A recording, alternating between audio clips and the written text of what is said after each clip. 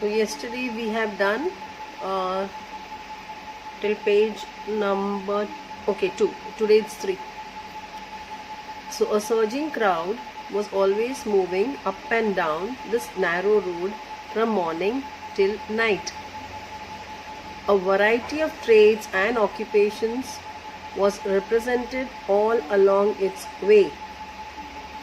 Medicine sellers, sellers of stolen hardware and junk, magicians, and above all, an auctioneer of cheap cloth, who created enough din all day to attract the whole town. So they just described all the people who were sitting along with the astrologer on the road. So there were many trades and occupations going on there. So there was medicine seller, then seller of stolen hardware and junk. Junk is all that. Junk तो I think you all know. ये जो बंगार का जो सामान होता है. And stolen hardware is the चोरी का माल. जैसे you have this चोर बाजार, something like that. Then there were magicians, जो magic करते हैं वो. And above all an auctioneer of cheap cloth. Auctioneer is जो नीलाम करने वाला होता है. मीन्स जो सस्ता मटेरियल लेके बैठ जाता है एंड देन जो सबसे ज़्यादा उसको न कीमत या भाव देगा he will give that cloth to him.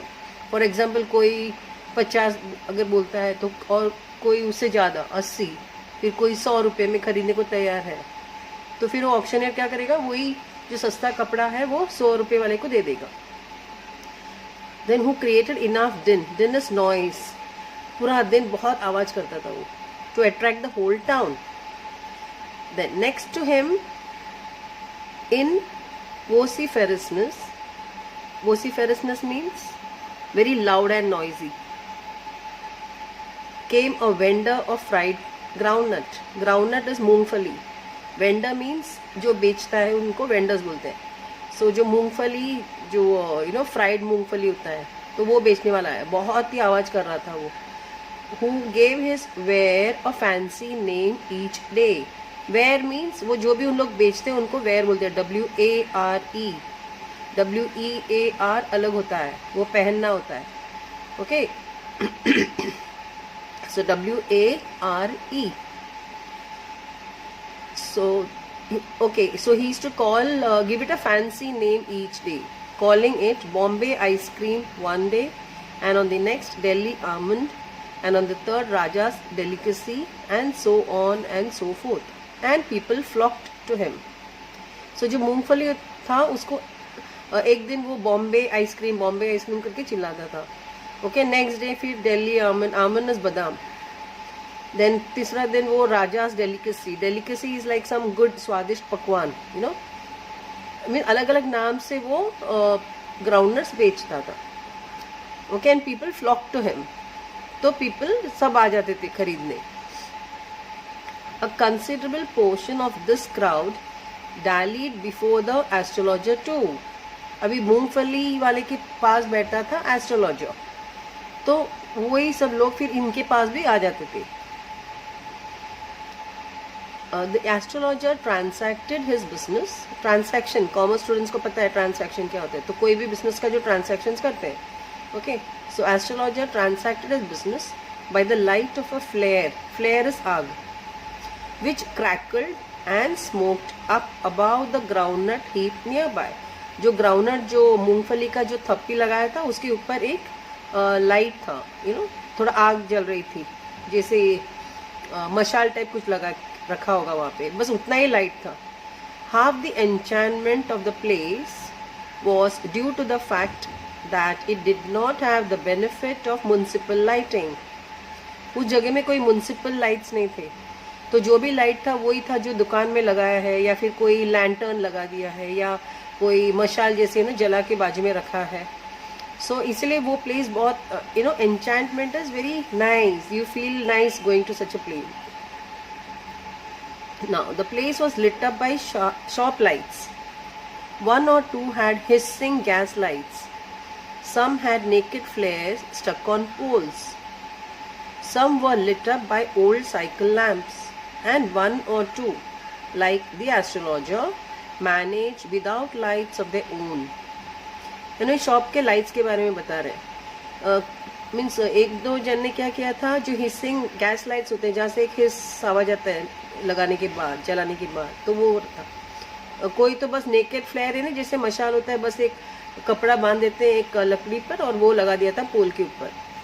And some were lit up by old cycle lamps. तो जो ओल्ड साइकिल था, बंगार वाले का जो साइकिल था, उसका जो भी बैटरी लगा के जो लाइट, थोड़ा सा लाइट आ रहा था बस, तो ऐसे इन लोग उससे काम चला रहे थे। एंड एस्ट्रोलॉजर तो बिना लाइट का ही बैठा था, क्योंकि उसके आजू बाजू में सब जितने लाइट थे वही बहुत था उसके लिए, ठीक है। It was a bewildering criss-cross of light rays and moving shadows. यानी bewildering is like अजीब, criss-cross of light rays means पूरा इधर से उधर से लाइट रेज आ रहे थे। एंड यू नो शैडोज जब इधर उधर, क्योंकि थोड़े अंधेर इवनिंग के टाइम पे फिर शैडोज भी दिखाई देता है। Now this suited the astrologer very well. ये जो अरेंजमेंट था वो एस्ट्रोलॉजर को परफेक्ट सूट कर रहा था। For the simple reason that he had not in the least intended to be an astrologer when he began life. Actually वो astrologer नहीं था, उसने कोई एस्ट्रोलॉजी का पढ़ाई किया नहीं था, उसको वो बस घर से निकल गया था और शायद एक्सपीरियंस से वो अभी बन गया था। ओके, उसका कोई प्रॉपर स्टडीज और कुछ किया नहीं है एस्ट्रोलॉजी के बारे में। तो उसके लिए अच्छा था कि ऐसा जितना डिम लाइट है तो किसी को पता ही नहीं चलता ना उसका फेस का जो रिएक्शन है या एक्सप्रेशंस है, तो उसके लिए तो वो फायदेमंद था। And he knew no more of what was going to happen to others than he knew what was going to happen to himself next minute. यानी उसको दूसरों के आगे का फ्यूचर में क्या होने वाला है वो तो पता ही नहीं था, लेकिन उसको खुद के जिंदगी में अगले मिनट में क्या होने वाला वो भी पता नहीं था। Okay, he was as much a stranger to the stars as were his innocent customers. सब लोग आ जाते थे, सब कस्टमर्स इनोसेंट थे, उनको नहीं पता था कि ये आदमी को इसको कुछ पता नहीं है एस्ट्रोलॉजी के बारे में। Yet he said things which pleased and astonished everyone. लेकिन जब भी कोई अगर आता था उसके पास, तो वो जो बातें करता था उससे ये लोग बहुत प्लीज हो जाते थे, खुश हो जाते थे। ओके, तो उसका इयर्स ऑफ एक्सपीरियंस से उसको पता था कि लोगों को खुश कैसे करना है, मीन्स ऐसे क्या इनको बताना है कि उससे जिससे वो खुश होके उनको पैसे देके निकल जाए।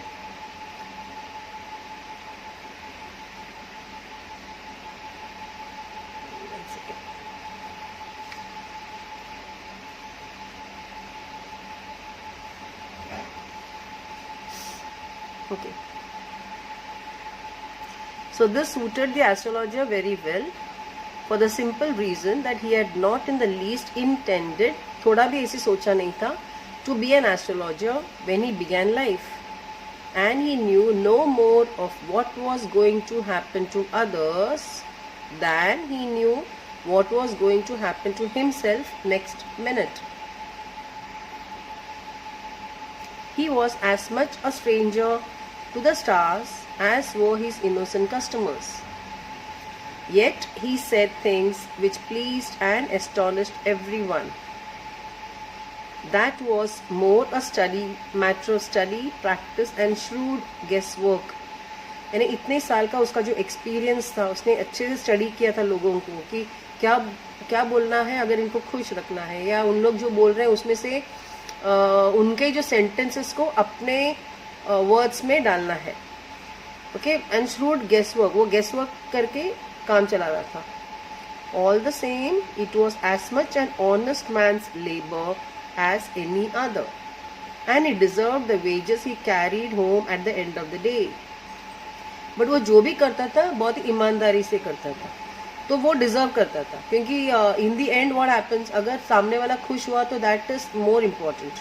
सो if somebody comes with a problem, you know, and then ये एस्ट्रोलॉजी वो प्रॉब्लम सॉल्व तो नहीं कर पाता, लेकिन एटलीस्ट उसको ही फील्स नाइस, उसको ऐसे समझा के भेज देता था। तो eight the end of the day वो जब भी पैसे लेके जाता था ईमानदारी के पैसे थे, मीन्स किसी को वो कभी चीट करके नहीं पैसे कमाता था। Okay, now he had left his village without any previous thought और plan.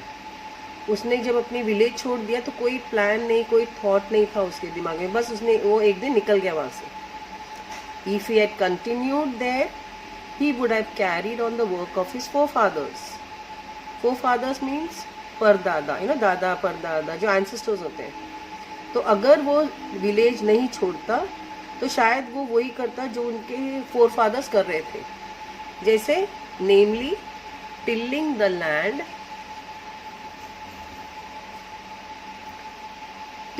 land, living, marrying and ripening in his cornfield and ancestral home. बस वही करता जो सब लोग कर रहे थे, खेती बाड़ी करके शादी करके सेटल हो जाता. But that was not to be. But उसको ये नहीं करना था. He had to leave home without telling anyone, means without किसी को न बताए बिना वो उसको घर विलेज अपना छोड़ दिया उसने एक दिन. And he could not rest till he left it behind a couple of 100 miles. और वो नहीं रुका, बस चलते गया. 100 से भी ज़्यादा माइल्स चलने के बाद फिर वो रुक गया, क्योंकि उसको पता था अभी वो बहुत दूर आ गया अपने घर से. To a villager, it is a great deal, as if an ocean flowed between. Means वो इतनी दूरी पे पहुंच गया था कि ऐसा लग रहा था कि वो जगह पे और उसके विलेज के बीच में शायद एक पूरा ओशन फ्लो हो रहा है, उतनी दूरी पे. अभी ये क्यों वहाँ से भागा विलेज से, that is a mystery in the story. वो आप you will come to know later. Okay, there is a reason क्यों ये अपना घर छोड़ के क्यों भागा, उसका एक रीजन है. That is a suspense in the story. वो अभी नहीं बता रही हूँ मैं. By the end of the story you will come to know. He had a working analysis of mankind's troubles, marriage, money, and the tangles of human ties. He had a working analysis means इतने सालों के experience के बाद उसने सब analyse किया था. उसके पास रेडी इंफॉर्मेशन था कि कोई मैनकाइंड का, कोई आदमी का, मीन्स मैनकाइंड इज लाइक मनुष्यता. ओके, उनके जो ट्रबल्स होते हैं कि शादी का क्या क्या प्रॉब्लम्स होता है या मनी प्रॉब्लम्स क्या होते हैं.